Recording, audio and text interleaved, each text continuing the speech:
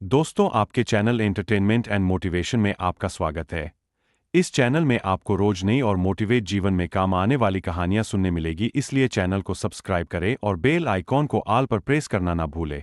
दोस्तों, अब हम अपनी कहानी की ओर चलते हैं। ऐसा इस संसार में कोई भी व्यक्ति नहीं है जो पाप नहीं करता हो, लेकिन पाप की गठरी किसके सर पे रखी जाती है?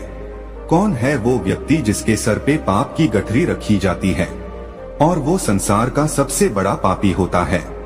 आज की कहानी में आप इसको जानेंगे। आज की जो कहानी है बड़ी पावन और पवित्र कहानी है। ऐसा कहा जाता है कि इस कहानी को जो इंसान ध्यान लगाकर और मन से सुनता है, उसके जीवन से समस्त प्रकार के पाप दोष नष्ट हो जाते हैं। उसके जीवन में चाहे उस व्यक्ति ने कितने भी पाप किए हों, कितने भी बुरे कर्म किए हों, उन सभी से उसको मुक्ति मिल जाती है और वो निर्दोष निरपापी हो जाता है।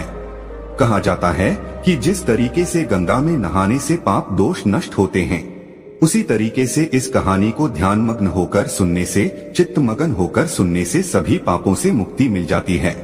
जाने अनजाने में पाप हर व्यक्ति करता है। इस संसार में ऐसा कोई व्यक्ति नहीं है जो पाप नहीं करता हो। हम ना चाहते हुए भी हमसे पाप हो जाता है और हमें पता ही नहीं चलता कि हम किस पाप के भागीदारी बन जाते हैं। कहानी शुरू करने से पहले जो लोग हमसे नए जुड़े हैं वो हमारे चैनल को सब्सक्राइब करें। एक समय की बात है कि कदली वन में एक मोर और मोरनी रहते थे। उनका जीवन बड़ा सुखमयी था। दोनों पति पत्नी अपना जीवन सुखी गुजार रहे थे। उनके जीवन में कभी कोई संकट नहीं आया था। वो दोनों कभी ये जानते नहीं थे कि दुख होता क्या है, संकट होता क्या है, इस बारे में दोनों को भान भी नहीं था। उनका जीवन बड़ा सुखमयी था। लेकिन कहते हैं ना कि सुख के बाद हमेशा दुख आता है। कुछ ऐसा ही मोर मोरनी के साथ होने वाला है। एक दिन की बात है कि आसमान में काले काले बादल मंडराने लगते हैं और पूर्व दिशा से जोरदार तूफान उड़ता हुआ आता है। जोरदार बवंडर आता हुआ दिखाई देता है। तब मोर और मोरनी उड़कर एक वट वृक्ष में जाके बैठ जाते हैं। वो वट वृक्ष काफी गहरा वट वृक्ष था। उस वट वृक्ष में काफी सारे जीव जंतु रहते थे। काफी सारे पक्षियों के घोंसले थे। काफी सारे पक्षियों के छोटे छोटे बच्चे थे। काफी सारे पक्षियों के अंडे रखे हुए थे। उस वट वृक्ष में मोर और मोरनी दोनों जाके बैठ जाते हैं और वट वृक्ष को अपने पैरों से मजबूत पकड़ लेते हैं। जब पूर्व दिशा से जोरदार बवंडर आता है तो वट वृक्ष को झकझोर के रख देता है। तूफान की वजह से उस वट वृक्ष में से काफी सारे पक्षियों के अंडे नीचे गिरकर फूट जाते हैं। उन काफी सारे पक्षियों के छोटे बच्चे घोंसले से नीचे गिर के मर जाते हैं। काफी सारे उड़ने वाले पक्षी भी तूफान की वजह से खत्म हो जाते हैं और भी अन्य कई जीव जंतु मारे जाते हैं। इतना तगड़ा वो तूफान आया था। जब तूफान खत्म हो जाता है, तूफान थम जाता है, तूफान रुक जाता है, तब मोर और मोरनी भी चैन की सांस लेते हैं और नीचे जमीन पर उतर कर देखते हैं कि काफी सारे पशु पक्षी जीव जंतु मरे हुए पड़े हैं। काफी सारे छोटे छोटे बच्चे भी मरे हुए पड़े हुए हैं। ये देखकर मोरनी बड़ी दुखी होती है और मोरनी की आंखों से आंसुओं की धारा बहने लगती है। मोरनी मोर से कहती है कि पिया जी, आज हमसे बड़ा भारी पाप हुआ है और हम बड़े भारी पाप के भागीदारी बन गए हैं, क्योंकि हमारे रहते हुए इतने सारे पक्षी, इतने सारे पक्षियों के अंडे और पास में इतने सारे जीव जंतु मरे पड़े हैं। हमारे रहते हुए इतने सारे जीव जंतु मर चुके हैं, इसलिए ये सारा पाप तो हमें लगेगा। यही सोचकर मोरनी बड़ी दुखी होती है। मोर मोरनी को काफी समझाने की कोशिश करता है, लेकिन मोरनी को एक भी बात समझ में नहीं आती है।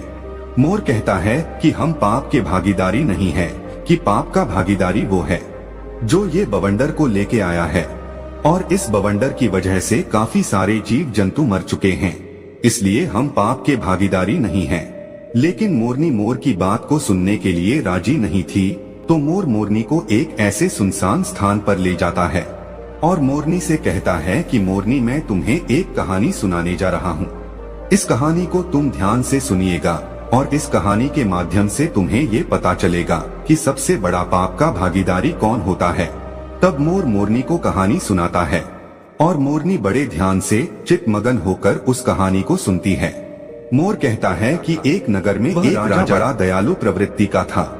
तो राजा विचार करता है कि मैं रोज 100 अंधे लोगों को खीर का भोजन खिलाया करूंगा।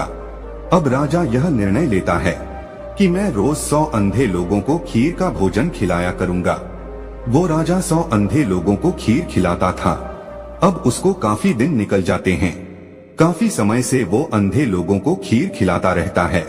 लेकिन एक दिन की बात है कि जिस दूध से वो राजा खीर बनवाया करता था, उस खीर में एक सांप जाता है और सांप उस दूध में मुंह दे करके उसमें जहर उगल देता है। इस घटना का किसी को पता नहीं था कि दूध में सांप ने जहर मिला दिया है। फिर उस दूध की खीर बनाई जाती है और खीर बनाने के बाद उन 100 अंधे लोगों को खिला दी जाती है।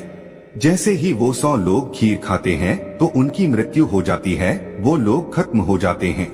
जब राजा को ये पता चलता है कि जिन अंधे लोगों को राजा खीर खिलाया करता था, उन लोगों की खीर खाने से मृत्यु हो गई है, तो राजा बड़ा दुखी होता है। वो राजा ये आदेश देता है कि सबकी जांच की जाए, इन खीर खाने वाले अंधे लोगों की मृत्यु कैसे हुई है। अब राजा के सैनिक ये जांच करते हैं तो जांच में ये पाते हैं कि सांप का विष मिल जाने से इन लोगों की मृत्यु हुई है। अब राजा ये आदेश देता है कि सांप का जहर मिलाने वाला कौन है। फिर से राजा के सैनिक जांच पड़ताल करते हैं और जांच पड़ताल में यह पाते हैं कि किसी ने भी जहर नहीं मिलाया है। उस जांच पड़ताल में ये पाते हैं कि किसी भी मनुष्य ने, किसी भी व्यक्ति ने खीर में जहर नहीं मिलाया है। उनको ये पता चलता है कि कोई काला सर्प यहाँ पर आया था और उसने इस दूध के अंदर जहर मिला दिया है। उसके बाद राजा बड़ा दुखी होता है और राजा सोचने लगता है कि इन 100 लोगों की हत्या का पाप मुझे लगेगा। मैं ही सबसे पाप का भागीदारी हूँ, क्योंकि मैं ही इन अंधे 100 लोगों को खीर का भोजन खिलाया करता था। लेकिन अब इन लोगों की खीर खाने से मृत्यु हो गई है, इसलिए मैं बड़े पाप का भागीदारी हूँ। ये सोचकर राजा अपने राजपाट को त्याग देता है और सोचने लगता है कि क्यों न मैं किसी जंगल में जाके और भगवान की भक्ति करूं, अपने इन पाप का प्रायश्चित करूं। यही सोचकर राजा राजपाट को छोड़कर और भगवान की भक्ति करने के लिए अपने राज्य से रवाना हो जाता है। राजा दिन भर चलता है, काफी दूर निकल जाता है, काफी दूर पहुंच जाता है। अब राजा को संध्या काल का समय हो जाता है। तब राजा एक नगर में जाता है और नगर के चौपाल पर काफी सारे लोग बैठे हुए थे। उन लोगों से जाके वो राजा पूछता है कि भाई, इस नगर में कोई ऐसा व्यक्ति है जो भगवान की भक्ति करता हो, ईश्वर पे विश्वास रखता हो? यदि ऐसा कोई इस नगर में व्यक्ति है तो आप मुझे बताइए, क्योंकि मैं ऐसे लोगों के घर ही जाके रुकूंगा जो भगवान में विश्वास रखते हो और भगवान के भक्त हो। तब चौपाल में बैठे हुए लोग कहते हैं कि मुसाफिर, हमारे इस नगर में सिर्फ एक ही घर ऐसा है जहां एक बहन और एक भाई रहता है। दोनों बहन भाई रहते हैं। वो लोग भगवान के बड़े भक्त हैं और भगवान पे बड़ा विश्वास रखते हैं। हमारे पूरे नगर में वही एक घर है। चौपाल में बैठने वाले लोग उस राजा को उन बहन भाइयों के मकान का पता बता देते हैं और वो राजा उनके घर भी चला जाता है और उन बहन भाई के घर पे जाके वो राजा रात्रि ठहरने का निवेदन करता है। दोनों बहन भाई राजा से कहते हैं कि मुसाफिर, हम भी भगवान के भक्त हैं, आप भी भगवान के भक्त हो, बिल्कुल आप हमारे घर रुक सकते हैं। वो राजा दोनों बहन भाई के घर वहाँ पे रुक जाता है। जब सुबह का वक्त होता है तो राजा अपने बिस्तर से खड़ा होता है तो राजा देखता है कि उस घर में रहने वाली जो बहन थी वो भगवान के मंदिर में बैठी हुई है और ध्यान मग्न है। उस लड़की का रोज का ही नियम था कि सूर्य उदय होने से पहले वो अपनी पाठ पूजा संपन्न कर लेती थी और जल्दी भोजन बना के अपने भैया को खिलाकर और काम करने के लिए भेज देती थी। लेकिन उस दिन वो लड़की काफी समय तक ध्यान में मगन थी। वो लड़की अपनी ध्यान साधना तोड़ने का नाम नहीं ले रही थी। काफी समय निकल जाता है, सूर्य सर पे आ जाता है। तब वो लड़की अपनी पूजा से उठती है। जैसे वो लड़की पूजा से उठती है तो उसका भाई उससे कहता है कि बहना, आज तुमने पूजा में बड़ा टाइम लगा दिया है, मुझे काम पे जाना था, मैं भी काम पे नहीं जा पाया और हमारे घर पे ये मुसाफिर है, ये भी भोजन करके कहीं दूर जाते, लेकिन तुमने अपनी पूजा पाठ में बहुत समय लगा दिया है। वो लड़की अपने भाई से कहती है कि भैया, मैं धर्मराज के दरबार में थी और धर्मराज किसी ऐसे व्यक्ति का फैसला करने वाले थे उस फैसले को सुनने के लिए मैं काफी लेट हो गई। तब उस लड़की का भाई कहता है कि ऐसा क्या देख लिया तुमने धर्मराज के दरबार में, जिसके कारण तुम इतनी लेट हो गई। तब वो लड़की कहती कि भैया, एक नगर का राजा 100 अंधे लोगों को खीर खिलाया करता था, और वो खीर बनाने वाले दूध में एक दिन एक काले सांप ने जहर मिला दिया, विष मिला दिया, और जब उस दूध की खीर बनी और उन 100 अंधे लोगों ने उस खीर को ग्रहण किया तो उन सब अंधे लोगों की मृत्यु हो गई। अब धर्मराज ये फैसला करने वाले थे कि पाप का भागीदारी कौन है, वो राजा है या वो नाग जिसने दूध में विष मिला दिया था, या फिर वो लोग हैं जो रसोई में काम कर रहे थे, जिन्होंने दूध को उघाड़ा छोड़ दिया था, दूध पे ढक्कन नहीं रखा था। अब इन 3 लोग का धर्मराज फैसला करने वाले थे कि पाप का भागीदारी कौन है। तीनों ही बराबर के दोषी हैं, तो पाप का भागीदारी आखिर कौन है, राजा है या सांप है या रसोइया। इसी फैसले को सुनने के कारण मैं लेट हो गई थी। उस लड़की की इस बात को वो राजा भी सुन रहा था। जब राजा ने इस बात को सुना तो राजा अपनी बात को सुनकर और बड़ा चकित होता है। राजा सोचने लगता है कि ये सारी घटना मेरी है। तब राजा इस बात को और जानने का इच्छुक होता है और वो राजा उस लड़की के पास जाता है और उस लड़की से कहता है कि बेटा, क्या फैसला हुआ, आखिर कौन है पाप का भागीदारी। राजा इस बात को उस लड़की से पूछता है तो लड़की कहती है कि आज कोई फैसला नहीं हो पाया है, फैसला कल होगा, कल इसका फैसला होगा कि पाप का भागीदारी कौन है। अब राजा उन दोनों बहन भाइयों से कहता है, क्या मैं एक दिन और आपके घर रुक सकता हूँ। इस बात को सुनकर दोनों बहन भाई हंसी खुशी उसको रुकने के लिए कहते हैं कि मुसाफिर, आप हमारे मेहमान हैं, आप जितने दिन चाहे उतने दिन हमारे घर में रुक सकते हैं। वो राजा इसलिए रुकता है कि दूसरे दिन वो जानना चाहता था कि फैसला क्या आता है, कौन है पाप का भागीदारी, राजा है या सांप है या रसोइया है। इसी बात को जानने के इच्छुक राजा दोनों बहन भाइयों के घर भी रुक जाता है। उधर चौपाल पे रहने वाले जो लोग थे, चौपाल पे बैठने वाले जो लोग थे, वो लोग बातें करते हैं और वो लोग कहते हैं कि कल जो मुसाफिर इन दोनों बहन भाई के घर पे आया था, ये मुसाफिर कुछ ठीक नहीं लगता है, सुंदर लड़की को देखकर, और ये मुसाफिर यहाँ पे ठहर गया है। कल तो ये मुसाफिर कह रहा था कि एक रात रुकेगा, लेकिन ये अब दूसरी रात भी अभी रुकना है। लगता है ये मुसाफिर इस लड़की को लेके जाएगा, लगता है ये मुसाफिर इस लड़की की इज्जत लेके जाएगा, लगता है ये मुसाफिर इस लड़की को लेके भाग जाएगा। इस तरह की बातें चौपाल पे बैठने वाले लोग करते हैं। चौपाल पे बैठने वाले लोगों की इन बातों को वो राजा भी सुन लेता है, लेकिन राजा उनको कोई जवाब नहीं देता है। राजा बिल्कुल मौन रहता है कि राजा को सिर्फ यही जानना था कि पाप का भागीदारी कौन है। जैसे ही दूसरा दिन होता है, वो लड़की ब्रह्मा मुहूर्त में ही पूजा में बैठ जाती है और ध्यान में मगन होके ध्यान करती रहती है। लेकिन उस दिन वो लड़की बड़ी जल्दी अपनी पूजा से उठ जाती है। जैसे ही वो लड़की अपनी पूजा से उठती है तो वो राजा उस लड़की के पास जाता है और कहता है कि बेटा, क्या फैसला हुआ, कौन है पाप का भागीदारी, राजा है या सांप है या रसोइया है।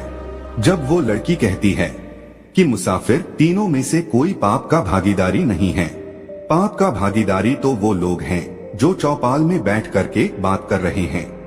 वो लड़की कहती है कि मुसाफिर, धर्मराज के दरबार में आज ये फैसला हुआ है कि सबसे पहले जो पाप के भागीदारी था वो सांप था, लेकिन सांप अपनी भूख शांत करने के लिए उसने दूध में मुख दिया था और दूध पीने के बाद वो वहाँ से चला गया।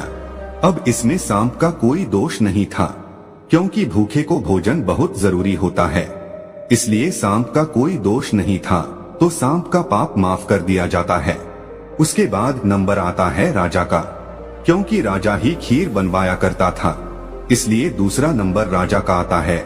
लेकिन राजा भी स्वयं अपने हाथों से काम नहीं कर रहा था, राजा भी दूसरे लोगों को पैसे देकर उस कार्य को करवाता था।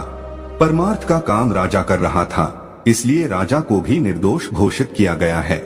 राजा भी पाप का भागीदारी नहीं है। तीसरा नंबर आता है रसोइयों का। रसोइयों को भी पाप का भागीदारी नहीं बनाया गया है। फिर से राजा पूछता है, तो फिर पाप का भागीदारी बना कौन? लड़की कहती है कि सबसे बड़ी पाप के भागीदारी वो लोग हैं जो चौपाल पर बैठकर और उस राजा की निंदा कर रहे हैं, उस राजा को खरी खोटी सुना रहे हैं, भला बुरा कह रहे हैं, अपने घर का अनाज खाकर दूसरे की निंदा कर रहे हैं। वो लोग सबसे बड़े पाप के भागीदारी हैं। जो चौपाल में बैठकर वो लोग उस मुसाफिर के बारे में कह रहे थे कि मुसाफिर सुंदर लड़की को देखकर और इस घर में रुक गया है और इस लड़की को लेके भागेगा, इस लड़की की इज्जत लेके जाएगा, उन लोगों को सबसे बड़ा पाप का भागीदारी बताया गया है। मोर मोरनी से इस बात को कह रहा है और मोरनी बड़े ध्यान से सुन रही है। मोर मोरनी से कहता है कि मोरनी, सबसे बड़े पाप के भागीदारी वो लोग होते हैं जो एक दूसरे की निंदा करते हैं, वही होते हैं सबसे बड़े पाप के भागीदारी। उन लोगों के सर पे पाप की गठरी को रखी जाती है। जो लोग एक दूसरे की निंदा करते हैं, उन लोगों के सर पे पाप का बोझा धरा जाता है। जो लोग एक दूसरे की तेरी मेरी करते हैं, मोरनी के मोर की ये बात समझ में आ जाती है और मोरनी अपने दिल को संतुष्ट करती है। मोरनी सोचने लगती है कि अब हम पाप के भागीदारी नहीं हैं। पाप के भागीदार तो वो हैं जो निंदा करते हैं। अब मोरनी अपने दिल को संतुष्ट कर लेती है। मोर मोरनी से कहता है कि प्रिय, कि संसार में जो इंसान सुखी रहना चाहता है वो कभी भी किसी की निंदा ना करे। जो लोग निंदा करते हैं वो पाप के भागीदारी हो जाते हैं। उन लोगों के पाप के भागीदारी वो लोग बन जाते हैं जो निंदा करते हैं। उन लोगों का सारा पाप उनके सर मढ़ दिया जाता है जो लोग निंदा करते हैं। जो लोग दूसरे की खुशी को देखकर दुखी हो जाते हैं और फिर उनकी निंदा करने लगते हैं, उन्हें हमेशा नीचा दिखाने की कोशिश करते हैं, वही लोग सबसे बड़े पाप के भागीदारी होते हैं। दोस्तों, ये कहानी यहाँ पर खत्म होती है। हम आशा करते हैं कि आप लोग कभी भी किसी की निंदा नहीं करेंगे और पाप के भागीदारी बनने से सदा बचे रहेंगे। तो दोस्तों, यह कहानी आपको कैसी लगी हमें कमेंट सेक्शन में जरूर बताना और अच्छी लगी हो तो इस चैनल को सब्सक्राइब जरूर कर लेना।